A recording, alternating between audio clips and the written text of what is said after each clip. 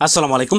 Jiara visa নিয়ে সুখবর। আপনারা অনেকে হয়তো ইতিমধ্যে জেনে গেছেন, যারা বর্তমানে সৌদি আরবে সিঙ্গেল জিয়ারা ভিসা দিয়ে সৌদি আরবে আসবেন তারা কিন্তু তাদের আপসির থেকে পরপর 2বার মেয়াদ বাড়াতে পারবেন। অর্থাৎ যে ভিসা দিয়ে আসবেন ওই ভিসা দিয়ে 3 মাস থাকতে পারবেন। 3 মাস থাকার পর তাদের সিমের মধ্যে মেসেজ আসবে, মেসেজ আসার পর তারা আরও 2বার 3 মাস করে মেয়াদ বাড়াতে পারবেন। আগের নিয়মে কিন্তু 12 মাস রাখতে পারলো, এখনকার নিয়মে কিন্তু তারা 9 মাস সৌদি আরবে ফ্যামিলি এনে রাখতে পারবেন। অনেকে জানতে চেয়েছেন আমাদের কাছে যে ভাই জিয়ারা ভিসা যদি আমি ফ্যামিলি আনি তাহলে আমার কি কি কাগজপত্র লাগবে এবং আমার দেশে কি কি কাগজপত্র লাগবে। অনেকে আমাদের কাছে এই সম্পর্কে একটা ভিডিও চেয়েছেন, তো আজকের এই ভিডিওতে আপনাদেরকে জানিয়ে দেওয়ার চেষ্টা করব।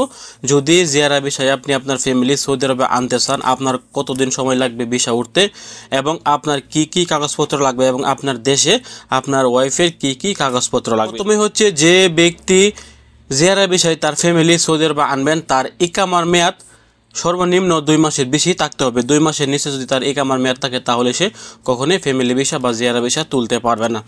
দ্বিতীয়ত হচ্ছে যে ব্যক্তি ফ্যামিলি ভিসায় বা জিয়ারা ভিসায় সৌদি আরবের ফ্যামিলি আনবেন তার নাফাত অ্যাকাউন্ট বাধ্যতামূলক লাগবে এবং এই বিষয়টি উঠতে কতদিন সময় লাগতে পারে, এই বিষয়টি উঠতে 2 থেকে 4 দিন পর্যন্ত সময় লাগতে পারে। তো দেশে আপনার ওয়াইফের কি কি কাগজপত্র লাগবে? প্রথমত হচ্ছে আপনার ওয়াইফের পুলিশ ক্লিয়ারেন্স, তো এটা লাগবে।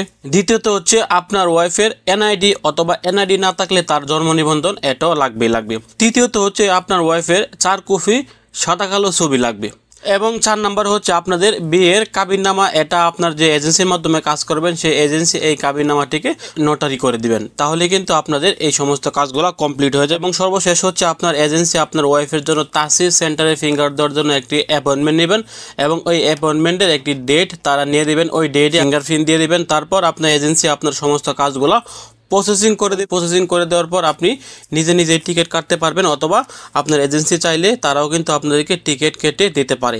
আশা করছি আপনারা একদম স্পষ্ট ক্লিয়ার হয়ে গেছেন যে একটি জিয়ারা ভিসা তুলতে গেলে সৌদি আরবে কী কী কাগজপত্র লাগবে এবং বাংলাদেশে আপনার ওয়াইফের কী কী কাগজপত্র লাগবে। আবার বলছি, যারা সৌদি আরব থেকে ভিসা তুলবেন আপনাদের ইকামার মেয়াদ মাস্ট 2 মাসের উপরে থাকতে হবে এবং আপনার নাফাত বাধ্যতামূলক থাকতে হবে। নাফাত ছাড়া কিন্তু আপনি কখনোই জিয়ারা ভিসা তুলতে পারবেন না এবং আপনাকে 2 থেকে 4 দিন সময় লাগতে পারে আপনি জিয়ারা ভিসাটি আবেদন করার পর এই ভিসাটি উঠতে। তবে এই ভিসাটি দেশে প্রসেসিং করতে সর্বনিম্ন 18 থেকে 25,000 টাকার ভিতরে কিন্তু হয়ে থাকে। যে ব্যক্তিকে আপনি সৌদি আরবে আনবেন তার বয়স নির্ধারণ করে কিন্তু এই হিসাবটি কম বেশি হতে পারে।